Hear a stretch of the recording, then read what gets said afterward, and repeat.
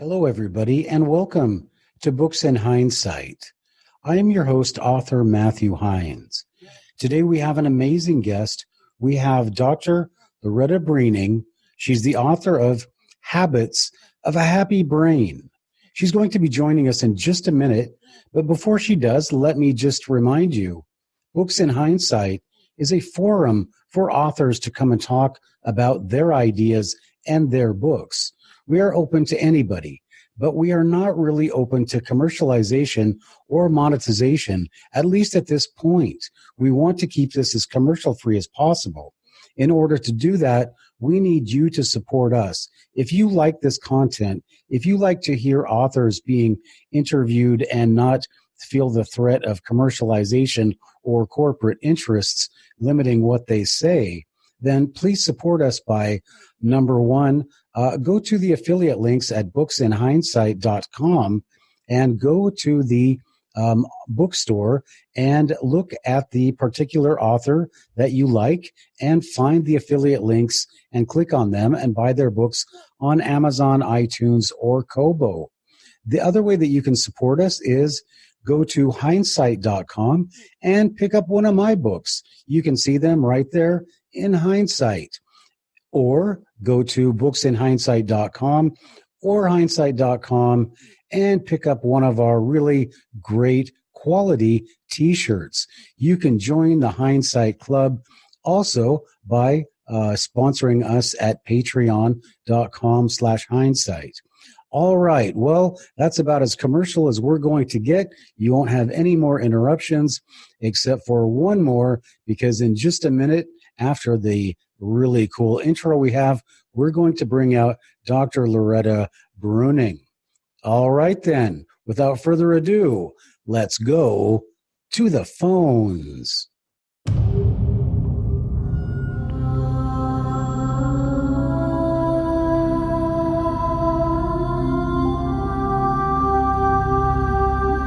Welcome to Books in Hindsight, the only podcast where hindsight is always 2020. And we explore the great books, works, and ideas of the century. Now, here's your host, teacher, and author, Matthew Hines.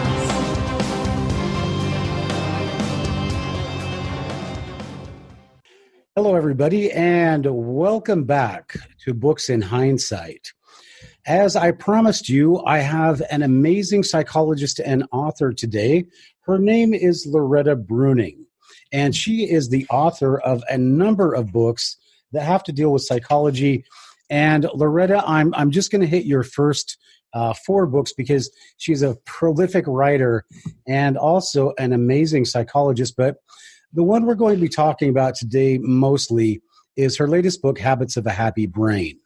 Also, she has written The Science of Positivity, Anxiety, What Turns It On, Turns It Off, and Meet Your Happy Chemicals, How I Escaped Political Correctness, and I Mammal. Now, Loretta has a number of other books that we would be talking about, but we want to focus on issues that deal with the brain, happiness, and things like that. So let's say hello to Loretta Breuning. And we talked a little bit. I have a trouble with this pronunciation because you see it so many ways. But welcome to Books in Hindsight, Loretta. Hi, thanks so much for having me. Do you mind if I make a little minor correction? No, please do. Please do. The sake of accuracy, my PhD is not in psychology. So in that sense, I'm not a psychologist. I have studied psychology my whole life, and I feel that I have been more free to study it by not being an academic in that field. But my degree was actually in international management many, many decades ago. And the other thing I might explain is of those books you read, so originally I was self-publishing, and then when my books found publishers, the titles changed. So I won't go over all of them, though, because it's so easy to get the facts on Amazon. Okay, and I just want to also add that Loretta's website is innermammalinstitute.org, and I'll say that again, inner, INNER, mammal, MAMMAL, and institute.org, innermammalinstitute.org. If you want to look at her website while you are listening or watching the podcast on YouTube. Yeah, and Loretta, every time I do these podcasts, I make some glib mistake. And once again, the old adage, when you assume something, that makes something out of you and me. Well, we are going to talk a lot about psychology, and I guess I should have just jumped in and asked you a little bit about your background. But let me just ask you a couple of questions first, because I want to make sure that I understand the approach that the listeners want to know, the approach that you have towards psychology. So my first question is, if I call you Dr. Feelgood, you talk about dopamine and serotonin and all these chemicals in the brain. Are you Dr. Feelgood? That's so funny because, I know that Dr. Feelgood has an implication. And, now I was trying to remember, what was it? I remember it was when, this is a literal fact now, I remember, President Kennedy had a doctor who shot him up with amphetamine and his wife. And that was a practice at the time, which I guess you could say was more advanced than Sigmund Freud shooting himself up with cocaine. Right. So I am Dr. Natural Feelgood. How is that? But that's exactly the answer that I was hoping that you would give to people, because that leads into my next question, and that is, would you consider yourself like a mind mechanic? Yeah, that's a good analogy, I guess. Except, see, a mechanic is external. You go and you expect yourself to get fixed by someone else. I read a lot about this in my new book, Tame Your Anxiety. So how would you call, like in the olden days when you changed your own oil and did your own mechanics on your own car? That's what I am. So what is that called? Well, that's called, I guess it's called a DIY for the brain. Yeah, and I think later on in the interview, we're going to talk maybe about some of the risks involved with self-treatment.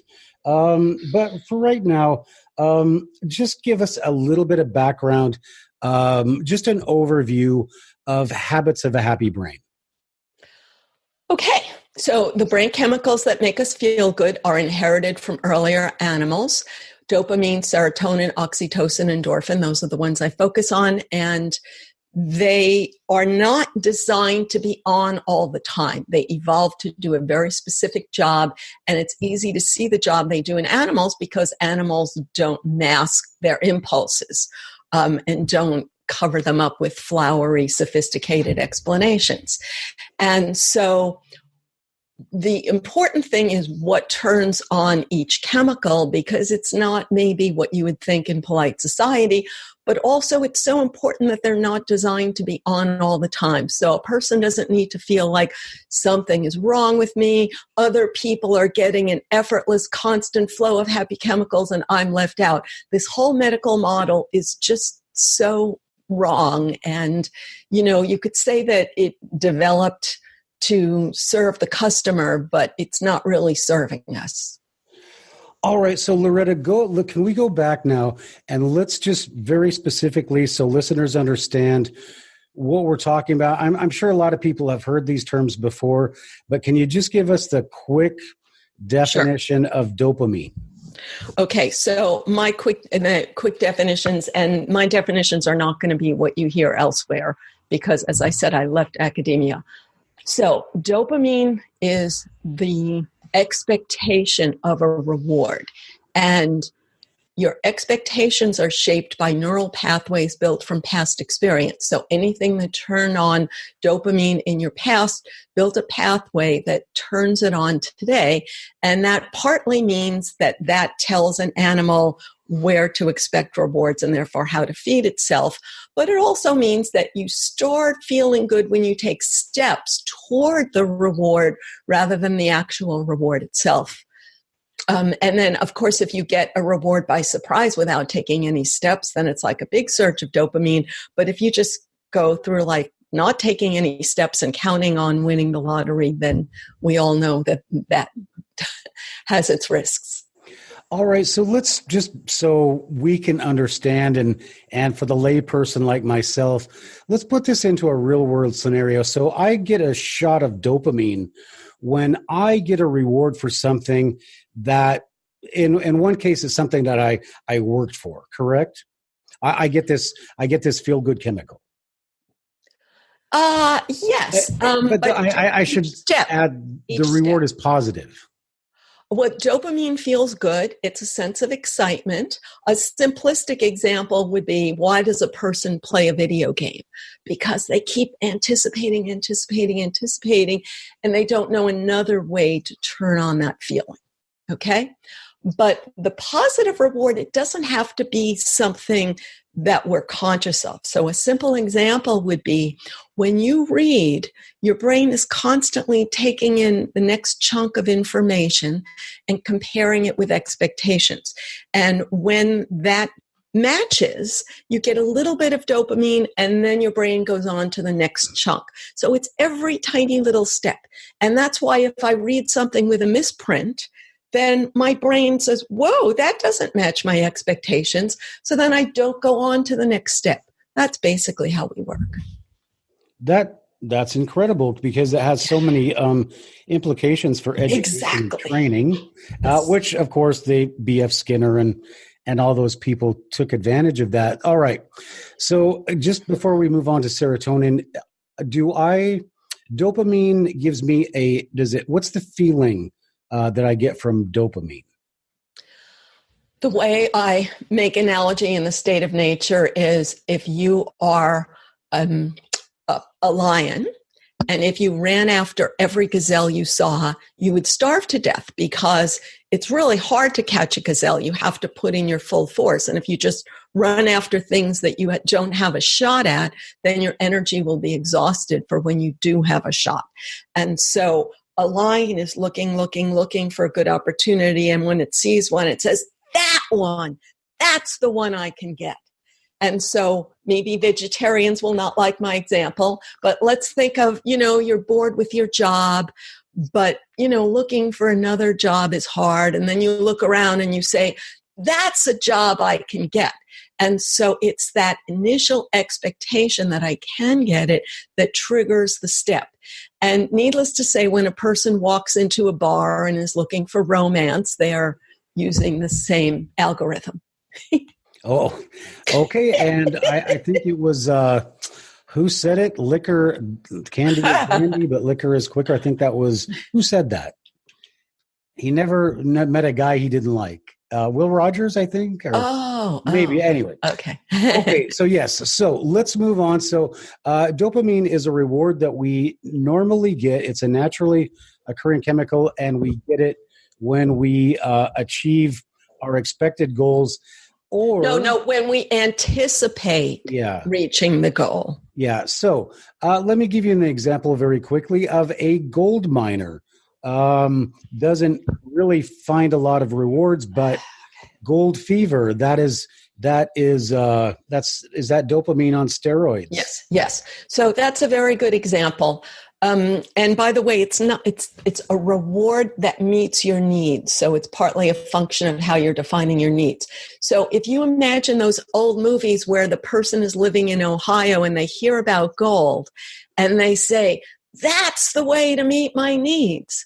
So not everybody gets gold fever because other people think, there's better ways to meet your needs than that. But because of your specific set of information, you say, that's the way it's going to work. And so you get more dopamine all through that, wagon train across the country toward the gold fields because you are anticipating a reward. And then while you're living that crappy life, panning for gold and eating food out of cans, you're anticipating a reward. Now, when do you start getting disappointed? When do you stop anticipating a reward? When do you look for other ways to meet your needs? These are all the reality of life with a big brain. All right. So I guess we could sum up and say dopamine it has an element of dopamine. Yeah. If you don't have hope, then I guess you don't get the dopamine. All right, well, let's move on to serotonin. What's the role of serotonin? So here's where my my research has departed from what is presently spoken of. So in the 70s, 80s, and 90s, there was a lot of research on animal behavior in the wild. Well, the whole 20th century, there's a lot of research on animal behavior in the wild, and it was understood that animals are very competitive in their social groups. And in the latter part of the century, when there was more science, it was seen that serotonin was released when an animal found itself in the one-up position. So the mammal brain is constantly comparing itself to others, and when it sees that it's in the one-down position, it doesn't reach for the banana. It doesn't reach for the mating opportunity because it's likely to get bitten. And your brain prioritizes, I'd rather avoid getting bitten than have this one banana. So you scan around for another opportunity where you can be in the slightly bigger advantage than the person, the monkey next to you, so that you get a bit of serotonin that says, I have the strength. I can prevail in this situation. It feels good, and it releases that impulse to assert yourself to meet your needs, okay? Which is different from dopamine. Dopamine is your assessment of the reward, and serotonin is your confidence in your own strength in social comparison, which is obviously learned. So social comparison is learned in the way that like little monkeys are constantly fighting with each other, because that's how they learn to assess their strength. They learn to assess the risk of fighting a stronger individual, and then they learn to feel confidence when they are in the position of strength. All right, so that's a great place to start talking about the different types of psychology. So if I was like a Freudian psychologist, I would start talking about what you classify as serotonin. Would that be classified as like an ego or an id or something? Yeah. So, and this is the interesting thing, because today ego has become taboo in the Northern California culture where I live, and among many people active in psychology. But in fact, everyone can relate to the fact that we long to feel confidence in our own strength and power and our own assertions. And yet they're telling us ego is evil, that we should always put ourselves below others. And people who rely on this advice end up depressed, in my perception. And obviously that doesn't make it right to go to the other extreme because of the next chemical that we're going to talk about. So if you don't mind, we can bring that in and put it all together. Absolutely do. This is so interesting. Thank you. So oxytocin is the chemical that rewards you for social trust. So social trust is the intellectualized human way of saying it, but in the mammal world, you look for a herd in order to protect yourself from predators. When you find a herd that accepts you, you feel safe, you can let your guard down a bit, and your oxytocin is released, and that feels good. And small-brained animals, they just look for the herd, and in fact, you may like to think that animals have this all for one and one for all, but it's so not true. They're just pushing their way to the center of the herd to get more protection for themselves. Now, bigger-brained, intermediate like monkeys and apes, have the capacity for individual bonds as well as herd bonds. And those individual bonds require some investment. And we often see images of monkeys grooming each other. And grooming stimulates oxytocin. And social trust builds. So anyone that I let close enough to touch my fur, they can kill me in an instant. So I have to trust them. So how do I know if I should trust them? It's because whatever stimulated my oxytocin in the past, built my oxytocin circuits, that turns on my oxytocin today. And then if that person continues to stimulate my trust, that builds the oxytocin circuit. If they disappoint me, then that builds a cortisol circuit. And then I have a love-hate thing. So. Wow, that is so amazing. And boy, you really handled that Freudian psychology thing well. And before we jump back, because this is just the absolute conversation I've always wanted to have with somebody, is that because I really am interested in the mechanics of the brain. And so what you're talking about, first of all, is you're talking about a dopamine, which is a reward for us basically doing those things that help us to survive. Serotonin gives us a judgment call, and oxytocin is more of, you remember, Maslow's pyramid, Maslow's triangle?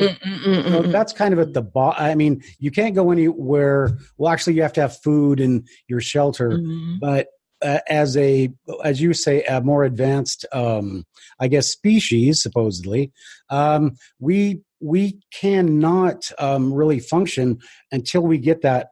As a human being, until we reach that oxytocin level, right? Otherwise, we become maybe antisocial. Is that correct to say? Okay, I'm writing down these ideas. Okay, so most people were taught Maslow, but I don't really agree with him. So the idea that it's hierarchical is what I don't agree with. I think they are all equally important to you. So if you're excluded from the herd, then maybe when your other needs are met, but you still have a survival threat feeling, because in the state of nature, you'd be wiped out in an instant if you were excluded from the herd. So that's why they're all equal priority. Maslow was a Marxist, but what is more relevant to me, he was an academic, and academics think they're superior to everybody. And so he created a pyramid with people like him on the top. So I don't agree with it. And you can understand why they're all important all the time, which is why we're all conflicted, because if you try to get more of one, then you have to put another at risk.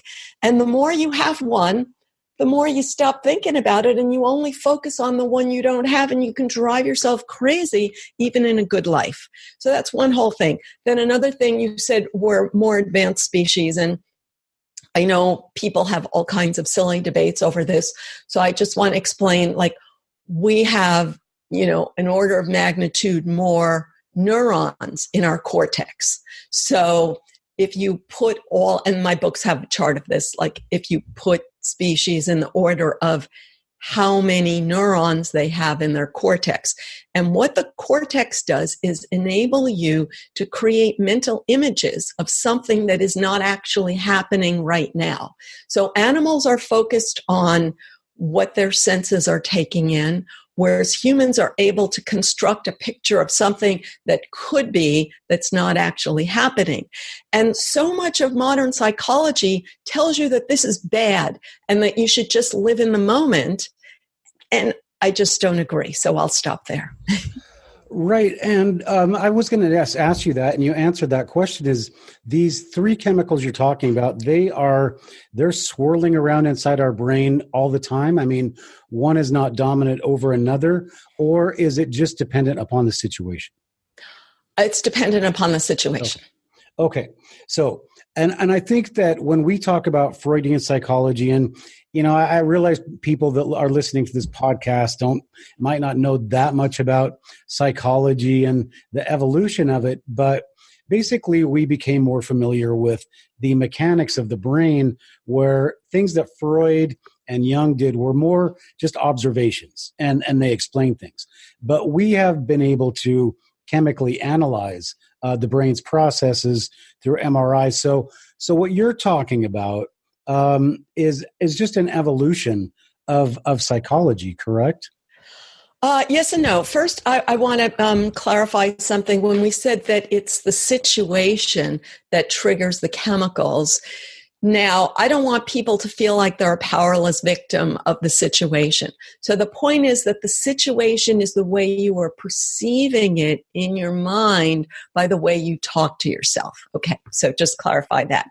Now, the question you just asked, I have to remind me.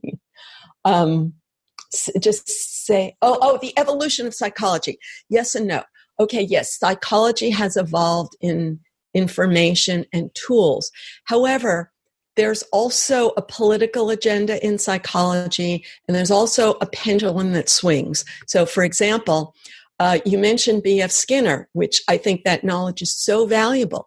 And yet B.F. Skinner was shunned and ridiculed and is now taboo in current psychology. Then in the 1970s came along evolutionary psychology. And when it was discovered that animals are not progressive, that was shunned and taboo. And so academic psychology is more and more being filtered through a progressive lens of what advances the political agenda, and anything that doesn't advance the political agenda is taboo. And the one that most concerns me is that our brains are built from experience, and early experience is really what counts. And everyone is being indoctrinated that your early experience has no role at all. It's just your genes or the government, the culture. And what your parents do is irrelevant. And this is so crazy and harmful to me. So that's my opinion. Well, yeah, it really does. And I was so appreciative of the fact when I saw your book, I Mammal, I said, aha, here's somebody who recognizes the fact that I'm a religious person, like a lot of people, but there's no other explanation or no working explanation, as to why we have this, the characteristics we have, other than that we share them with other, animals, if I can say that. And to completely deny that is just, you might as well go through life believing in Santa Claus or something, because it's going to do you just about as good. And, I'm going to ask you this right now. This kind of politicizing science, do you think that it is just going to basically discredit science in the future? I don't know, because every society has had its high priests. And when you look at the power that the Aztecs had over persuading people that human sacrifice was necessary in order to get rain, people believe what their high priests tell them. So I don't know. But you've raised a very important point. So what does it mean to say that we're a mammal? Now, the fact is that my books are somewhat popular, I think, with religious people more than with quote-unquote progressive people. Now, how could that be? And that's absolutely the opposite of what anyone might expect. Because when you know that we are born animals, then you know how much effort it takes to construct the neural pathways that we need to function in the modern world, rather than just say, do whatever feels good. And so that's one simple explanation. And the other is that we have to, whatever early experience we have in adulthood, we have to take responsibility for our feelings. And it's hard. No matter what kind of childhood you had, it's hard to be an adult. Because if you had a hard childhood, then you could say, I didn't get X, Y, and Z. But if you had parents who were like applauding you every minute, then you reach the adult world and it is not applauding you every minute. So no one has an easy time in life. No one has happy chemicals all the time. And I feel that young people in progressive psychology are being taught that some people are getting all the good genes and all the good happy chemicals, and you're left out. And the only way to be happy is to fight the political system. And I don't think it's healthy.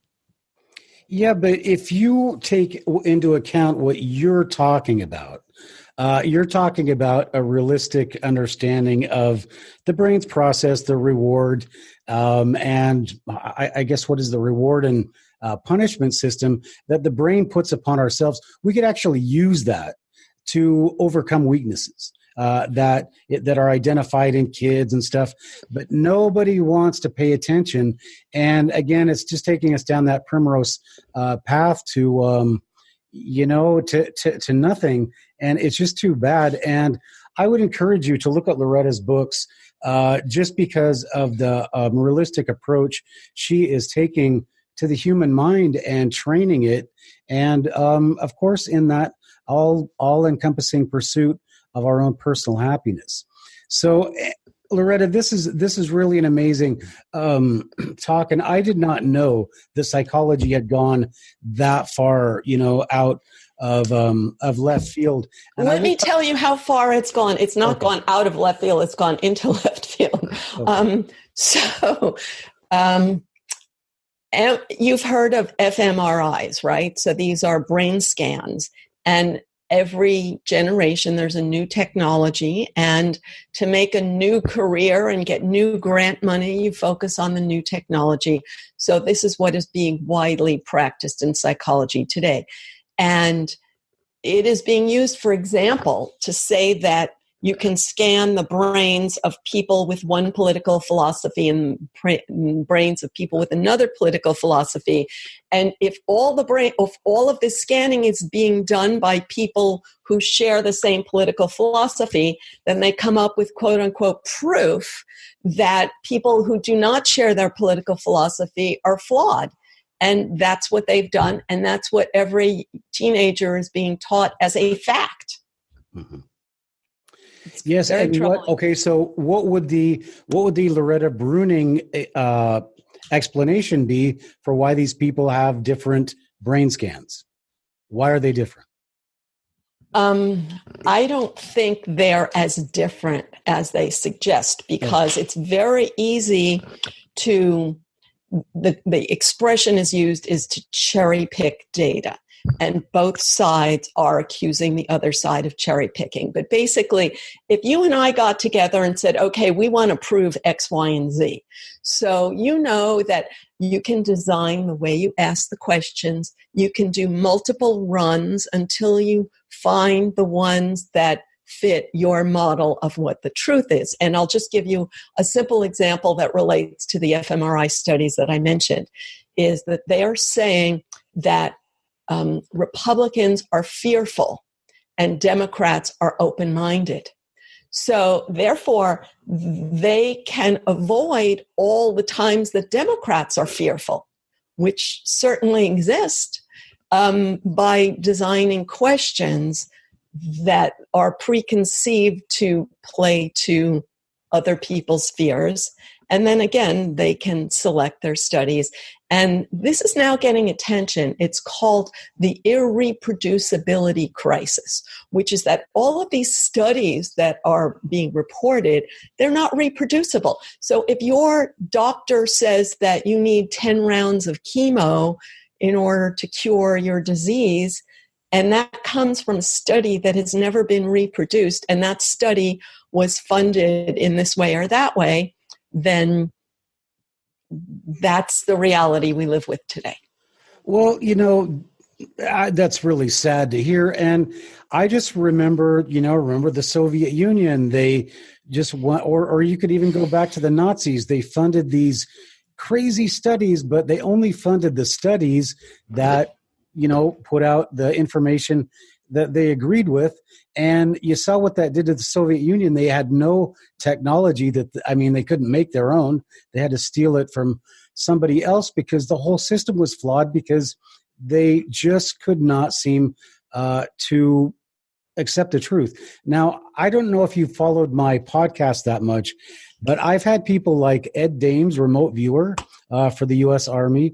I've had Nick Begich, who is his brother is the senator from Alaska now, and their father was killed. Something, I think it was something to do with the Warren Commission. But we're all saying the same thing. I mean, Nick Begich is really big on this 5G, on how they're using electromagnetism to manipulate the brain. And so what you're doing, and so it all is not, it's not compartmentalized. I don't want to put on. May I interrupt though? What you're talking about, though, appeals to this fear concept. So, and, evoking Nazis, we hear in the news, everybody is evoking Nazis. So whatever fears we have in our mind are very primal, because we humans know that we're not going to live forever. We don't know what's going to kill us. So we have to project of this could get me, this could get me, this could get me. So the big challenge of being human is how to get out of fear. Exactly. But it seems to me, and from all of my talks with these other people, this is where the government wants you. This is where the media wants you, because this gets you motivated to do stuff. It gets you motivated to vote. It gets you motivated to buy things. And it gets you motivated to watch the news. So. Yes. But here's the thing. I mean, rather than being paranoid, this is how it's always been, because mammals bond when there's a common enemy. So, for example, when there's no lion around, then mammals disperse because it's easier to find food when you're dispersed. But when they smell a lion, they cling together. So just to focus on the positive, in the past, humans were very tribal, and they were constantly fighting the tribe again that was like 2 miles away, because that bonded them. Like, you could never leave your tribe, because the instant you went 2 miles away, the other tribe would kill you. And so now we've been able to, if you say that America has 300 million people, we've created tribes of 150 million people each, by bonding around the enmity of the other. So it's sad, but on the other hand, you have to sort of say, well, this is how. And so now what they're trying to create this like whole world bonding around the common enemy of climate change, which is, I guess, better than feeling alien invasion as the common enemy. So the idea is that we focus on threats, and when we share a threat, then we don't focus on that person as a threat. Okay, and I hate to do this to you, because I want people to read every one of your books, but I just want to, I'm actually trying to impress you, I guess, but I have a book called Deceptions of the Ages, and I make that very clear, and the herd is the example I use about how the government controls our herd. And I go into different political systems and how they use fear to control the herd. But I don't really believe that.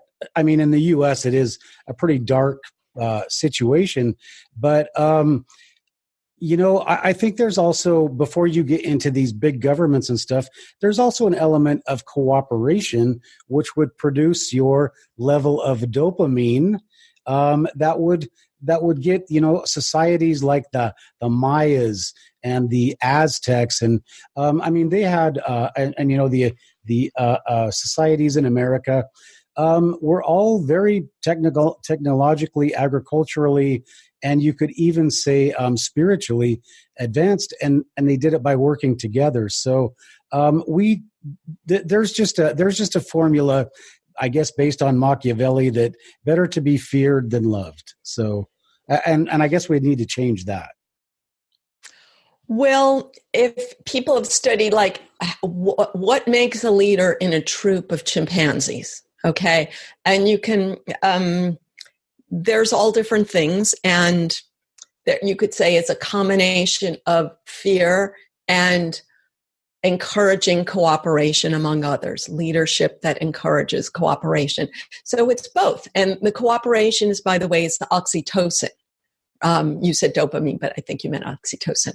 So that's the idea. So people want to have a leader, and they want their fears to be relieved. So when someone offers them a solution, this will relieve your fear, but then they have someone else offering them a different solution. So leaders are competing among each other the way soft drinks are competing among each other, and they are competing to the brains that exist. All right. So, Loretta, now you've opened that Pandora's box. So, they present a political leader, and there are a lot of minds that go into what you see on the television.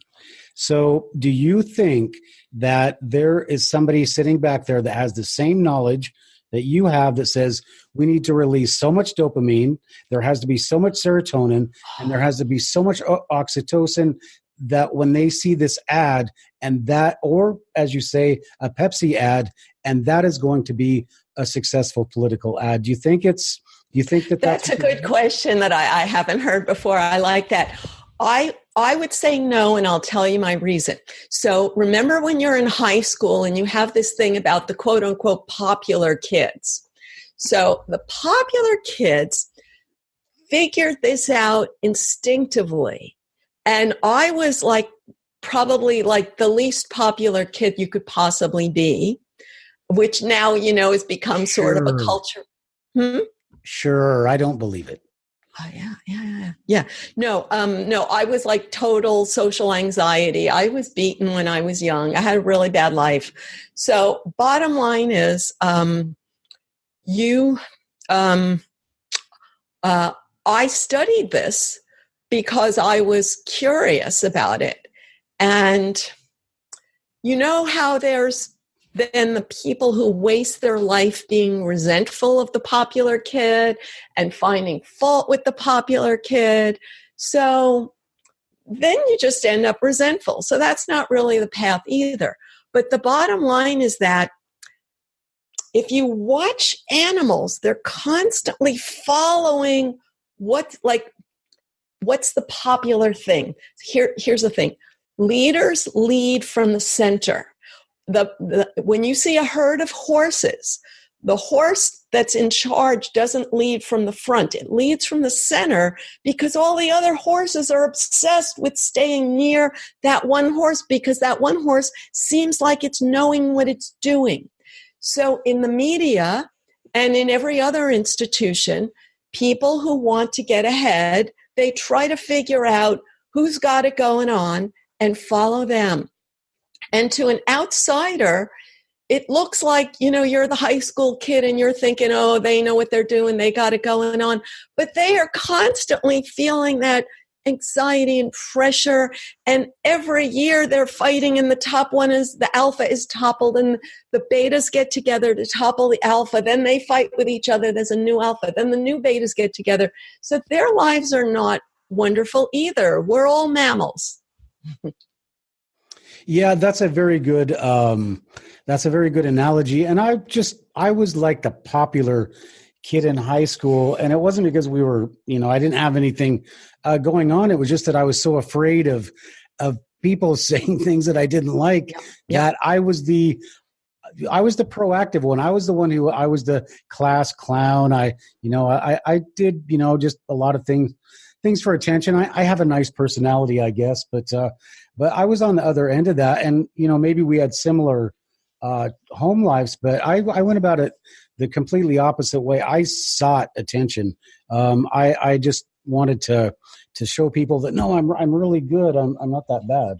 So, and by the way, I'm not saying one way is better than the other. We're all shaped by early experience. Right. So in your case, whatever the structure was with the politics of your siblings, the politics of your parents, that asking for attention got rewarded in your case and didn't get rewarded in my case. And we're all some variation of something, Yeah, right.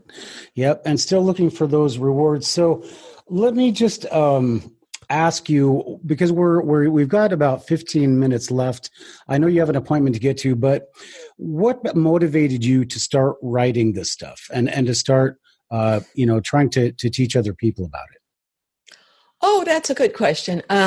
Separate from what motivated me to study it, what motivated me to write it was that when people would hang around talking about all of the various psychological and political perspectives that we've mentioned, and I didn't agree, and I would find myself lecturing to people, which is not nice.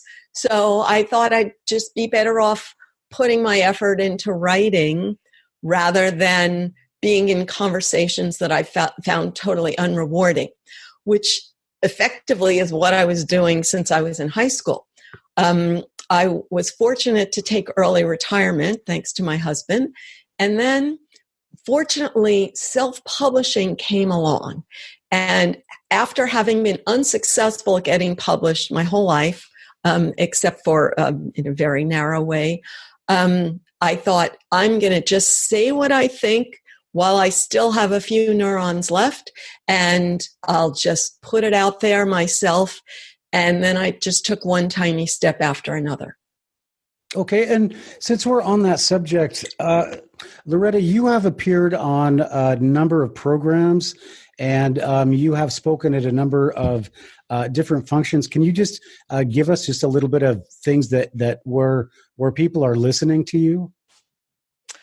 Well, interestingly, it's all quite limited because I don't overlap with any one particular group's belief system. So with one group, I overlap on this concept, but not that. In another group, I overlap with different concepts. So in every group, there have been a few individuals that have connected with me that say, wow, I love this. I want to bring this to my group. And then I go to their group, but I don't think it really gets momentum because the rest of the group can see how it conflicts with other concepts in their group. So I'll just tell you a couple of things. So positive psychology. So that sounds great. Of course, I like positive psychology in the sense that I like psychology and I like to be positive. But academic credentials in positive psychology are based on a very select set of research, which is very much focused on the Buddhist perspective that we spoke of, that ego is bad and submerging yourself in the group is the key to happiness, which I just don't agree with. And so I had the pleasure of, I was invited by the Latin American political psychology group. I gave a talk in Spanish, which is, my Spanish is very halting, and they were so kind to listen to my American accent. And it's just one example. And with every one of these groups, I often have this feeling of like, oh, pretty soon they're going to see how my perspective conflicts with their beliefs. And I get a little anxious about that. And so I do a little here and a little there. Okay. Wow. That's amazing. So you have to, you're basically kind of, tailoring your message to certain. No, I'm not tailoring it. That's the point. Okay. You could say I'm offering it, and many individuals love it. Mm-hmm. And when an individual from another perspective brings it home to their group, then their group can accept it more. So I'll give you, so people, like in Northern California, the Buddhist worldview is very popular. And so that's the example that's sort of most affecting me, I guess. And people within that tradition, they say, oh, wow, this makes so much sense. But then other ones are very stuck on, I'm stressed. Society is the cause of my stress. I have to relieve my stress by increasing my gut bacteria and by exercising. And if that doesn't work, then I need more gut bacteria and more exercise. And all those people in that world, like most of them don't like this idea of being told that they're responsible for their happy chemicals, but enough do. And so I've planted seeds and they're starting to sprout. And I could tell you, like, for each philosophy, whether a person is Christian or socialist or whatever they are, like some number of people within that group gets it and is spreading it slowly, I hope, to others. Right, Loretta, that's why they call them pioneers, because you're basically expanding people's comfort zones. And I'm actually surprised that people that in the religious world are so accepting, because it's hard to find people that can get past this idea, the idea, could there be some kind of evolution? But over time, thanks to people like you, people are starting to say, oh, well, no, this does make sense. And it is the better explanation than what we have so far. So, well, by the way, when I say religious, so that's an extremely diverse world. So you could say there's left-wing religion and right-wing religion. There's organized religion and non-organized religion. There's the people who say, well, I'm spiritual, but I'm not religious. But all of those people have a very organized information base, you could say. So each of these has interpreted my work through individuals into their own framework. And I love them for doing it. Yeah, and I love you for doing this to your group. Well, yeah, this is really going to open up a lot of eyes, because I've had, I have a nice following of people in like the UFO community, some New Age community. Of course, I have Latter-day Saints, and I have a pretty diverse audience. Well, also, when you mentioned engineers, and I'm sorry, you mentioned military. Okay.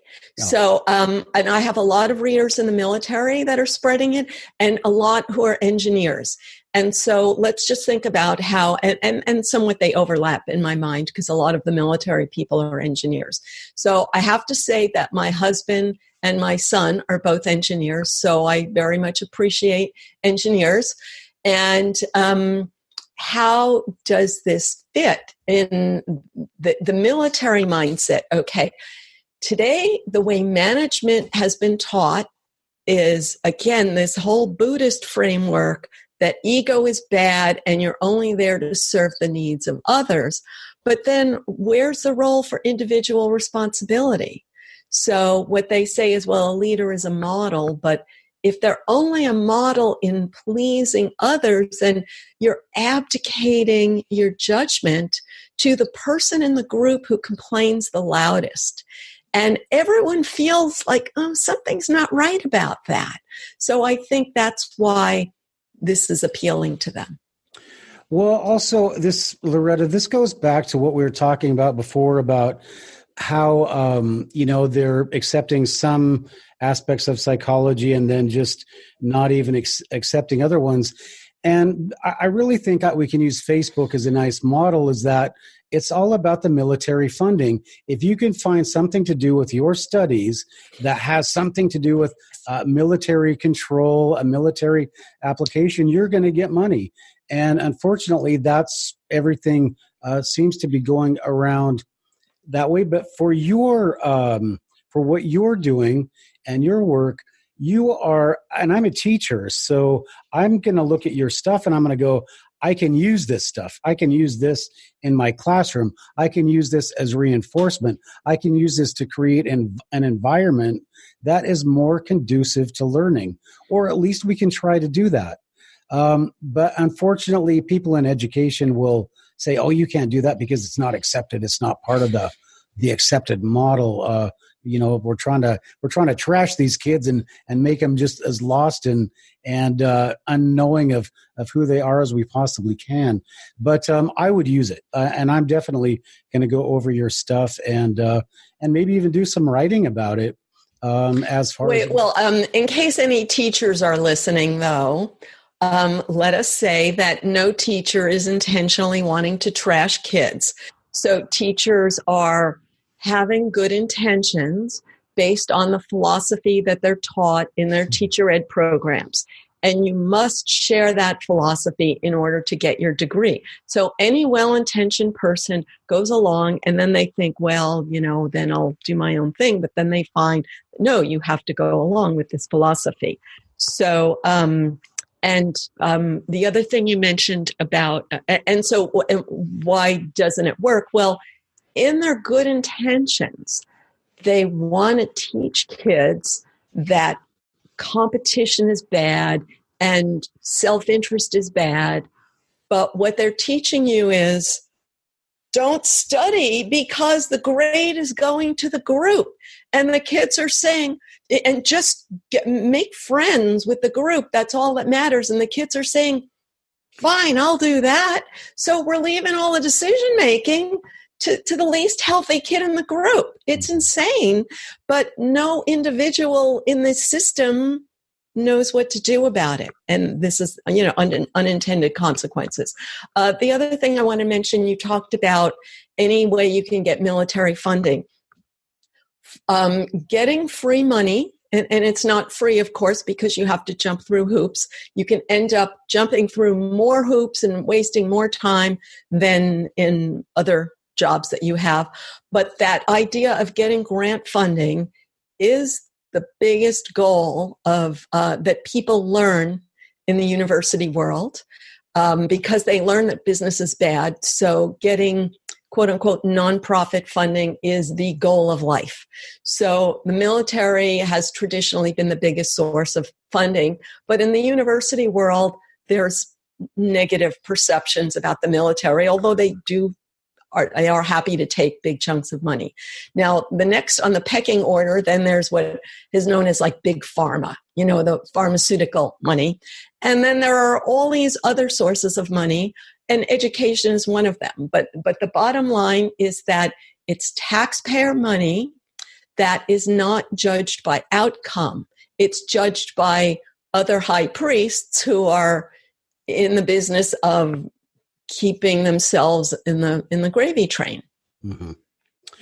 All right. So do you think that, because when I talk about the military, as far as you're concerned, I would see that, having been in the military, that the training and the teaching that is possible from what you are advocating through the use of just manipulating the reward system in the brain. I mean, I know we did it and we got away from it with B.F. Skinner and stuff, but you're not B.F. Skinner. You're not a feeder pellet and a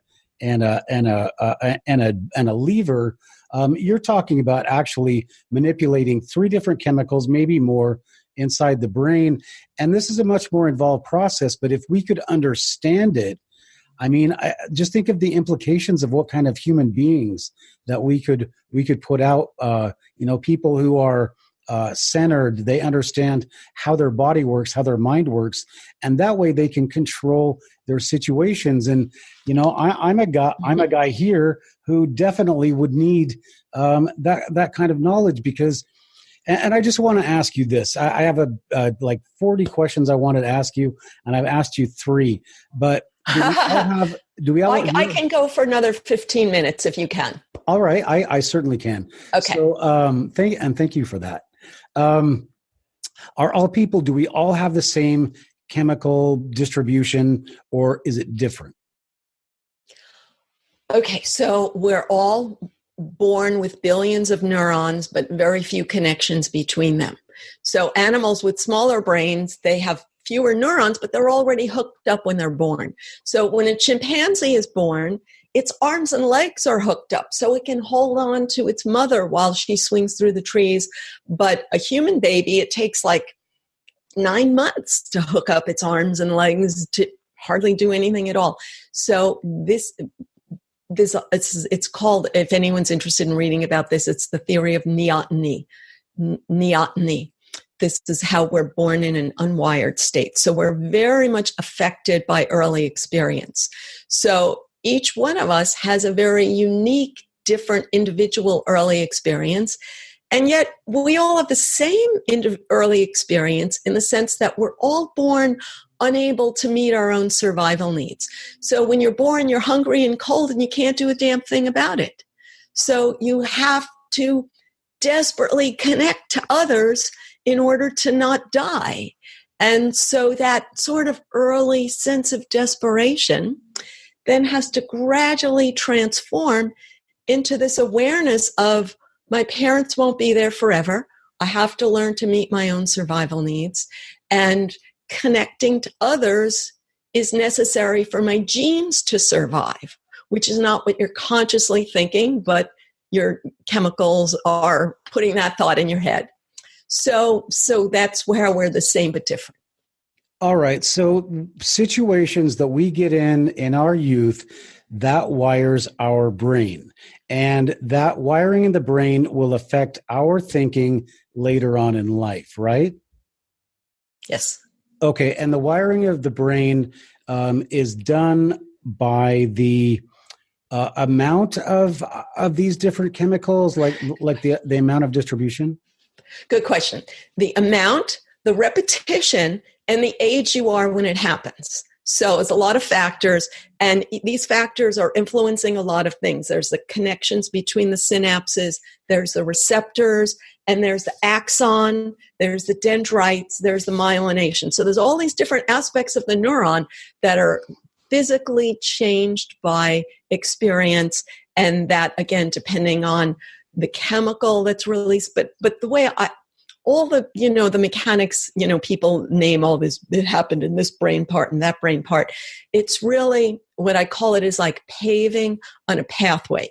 So if you think that when you're young, your brain is building like the interstate highway system, and then over time, if you want to get to your oxytocin, how do I get to my dopamine? You're going to use the highways you have, because it's so much easier to take a 4-lane road than take a little pathway, even though the 4-lane road goes to sometimes a crappy inner city. So you have the power to build a new pathway later in life, and it takes a lot of repetition, and it takes courage to choose a little pathway rather than a big paved highway. So, okay, so I asked the question if we all have the same chemicals, and the answer is we have the same chemicals, but due to our experience, the pathways are never, ever, ever going to be the same. Yes. So and you can't say anybody has the good ones and someone else has the bad ones either. Right. But let's say, and I know we can't really answer this, but hypothetically, if you had two twins and they were raised in the exact same environment, same parents, whatever, would they have the same pathways, do you think? So here's the thing. One of our strongest drives is to be special. So when I talked about the one-up position, that's, like it's not just competitive or putting others down, it's being special. So a child must be special in order to survive, because when I cry, someone has to hear me or I starve to death. So if you have two children and you're raising them the same, then neither of them is special. So children are always trying to differentiate themselves. So if one differentiates themselves with X, the other one is going to try to be not X, because they want to invest their energy in being Y so they could be special. Now, alas, the sad thing is that some children get rewarded for bad behavior. So they think, if I can't get a reward by being good, but I get to be special by being bad. And being bad can be defined in so many ways. And one of the sad, tragic ways is by being sick rather than by being disruptive. Right. And so it's just another example of that deep animal urge to be special. Yeah. And also in that example of the child, I mean, they do something bad. I think you have to look at what is the reward. And I think in cases, it's the reward is the attention that they're getting, even though it's bad attention, at least it's some attention. And it's so interesting. And I've always had just this, I wanted to tell you this before. I took a psych class in my education program, and I'm a kind of a smart aleck and kind of not, but they asked the teacher she's a pretty prominent psychologist. She asked why we were taking the class, and everybody gave their answer. And then she got to me and I said, because I can't afford the treatment. So she was not very, didn't like me that much after that. But you know what? Everyone else was in the class for the same reason. That's the thing. Every one of us has this feeling of, first, is something wrong with me? And second, who can fix me? Yeah. Well, I found out, undoubtedly, there is definitely a lot wrong with me from that class. So, no, just kidding. I turned out to be a well-rounded individual. So, all right. Well, Loretta, let's just ask you, what about drugs? Okay, so you are talking about, you told us how to get these chemicals. Do drugs give us the same chemicals? So each of these chemicals corresponds to what you might call a drug of abuse. So dopamine is cocaine, serotonin is antidepressants, Oxytocin is ecstasy and, may I say, orgasm, and which can be a drug of abuse, And I didn't bring up I didn't bring up endorphin. That's also covered in my book. And endorphin is opioid. Yeah. Yeah, we missed that one. Well, yeah.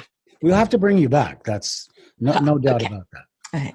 So anyway, there's a difference between natural ways of getting them and unnatural ways of getting them.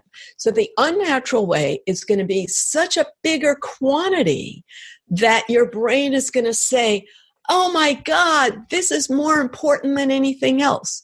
It would be like the difference between if you give a monkey a spinach leaf or a piece of carrot. So the carrot has sugar and the monkey's brain says, wow, this is what matters. And the monkey's going to ignore the spinach and go for the carrot. So that's what happens when you give your body an external, unnatural quantity of a charge of something. Okay, now here's a crazy question, and you agreed to do the podcast, so here it is. We've agreed that people have different routes, different pathways that we process information, neurons, whatever. But people have different reaction when they try different drugs. And do you remember on Taxi? Do you remember Jim, Jim, Reverend Jim? I'll look it up. No. Well, there's a part where he's just this really clean-cut college kid, like he's at Yale or something, and he tries pot for the first time. Have you ever seen that? And then it's like the lights are on, and he went from this clean-cut college kid to being Reverend Jim in 1 second. And my question is, because some people use drugs and they hate them. And then some people use them and they say, oh my gosh, that's the end all to everything. Did that drug... Okay. Is there something that is... Okay, very good question. Very good question. So there's a few elements. So one is that what you see in the media is designed, obviously, to attract you. And what's very attractive is the lowest common denominator, that misbehavior is cool and fun and has no harmful consequences, is going to attract a bigger audience than acting responsibly is the hero. So the media is not a good guide to healthy life. Now, having said that, the impact of drugs on you. So when you're young, you have something in your brain called myelin. And myelin is what I'd say it's like paving that makes a dirt road into a superhighway. So myelin coats your neurons with fat in a way that insulation coats a wire and makes it conduct electricity 100 times faster. So anything you experience when you're young, especially anything you experience repeatedly and emotionally, built the superhighways of your brain.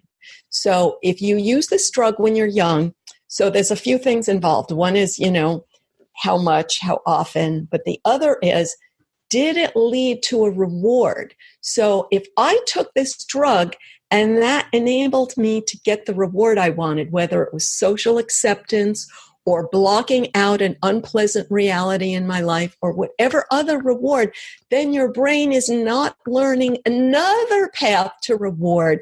It's learning that the drug is the only way to get rewards. And not only the dopamine reward, but the oxytocin reward and the serotonin reward. So that's the significance of it. But the reward from the drug is feeling good, correct? Yes, so that's one element of it, but the other element of it is it's also giving you a belief about how to feel good, so that when you're not on it and you're saying, I have this problem, how can I feel better? What highways do you have available to you? If the drug is the only highway, it's like, oh, I got to do that. Then you start thinking, how can I get some? Who can I do it with? Because that's the only thought process you've constructed. Amazing. I hope we have millions of people listening to this. I hope so too, and I'll spread it around. Awesome. Well, Loretta, I think you've got some commitments that you need to keep. So I think we're going to tie it off here. And first of all, I want to thank you for being on this podcast. Well, thank you for such great questions. Well, as I said, I've been interested in this stuff all my life, and we didn't even get into the animal side of the human being side. Definitely, I'm going to ask you back. Maybe we'll bring you back in March or May. I'd like to get you back on while you're still fresh in people's minds. But anyway, let's go back over your website is Inner Mammal, and that's INNER Mammal Institute.org, innermammalinstitute.org. Look at Loretta's books, Habits of a Happy Brain, The Science of Positivity. And should I keep going, or are the titles different? Because I got these from Amazon. Okay. Yeah. So the other titles, yes. Once I discontinue a self-published book, Amazon is legally required to continue to make a market for used copies. So that's the deal there. So I have a new book coming out in May called Tame Your Anxiety. And then in addition, you said Habits of a Happy Brain and The Science of Positivity. And then in addition, I have 2 books that are currently self-published called I'm Mammal and How I Escaped Political Correctness, and you can too. Yeah, I really wanted to talk about those 2, and we didn't get that next time. So next time for sure. All right. Well, Loretta Breuning, Dr. Loretta Breuning, I really I can't thank you enough for being on the podcast. It's been a real honor to talk to you. It's been amazing. I just love talking about this kind of stuff. And it would be really fascinating to get somebody like you and somebody who works with like Nick Begich that, talks about how they're manipulating the brain and stuff. It'd be just a fascinating podcast. Maybe we can do that at some point. So at this point, I know you got to go. So I'm going to say goodbye to everybody. Could you give anybody some parting words of wisdom before we go? Well, my tagline is you have power over your brain.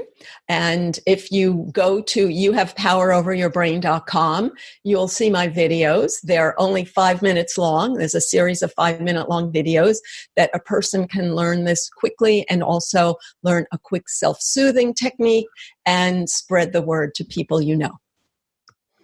All right. Well, yeah, great. And go to that website. I'm sorry I missed that. I just got your innermammalinstitute.org. Oh, that's fine. That's fine because it's all on my website also.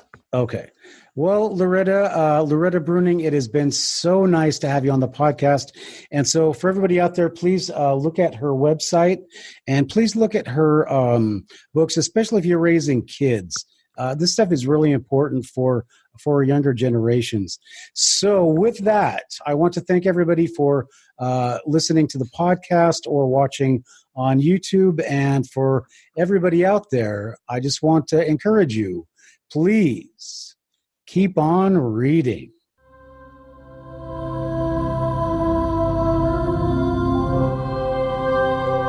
This has been Books in Hindsight with your host, Matthew Hines. Please join us for our next podcast and look for our archives on iTunes and go to theheinessight.com. That's HEINES site.com for great books by Matthew Hines and other great authors.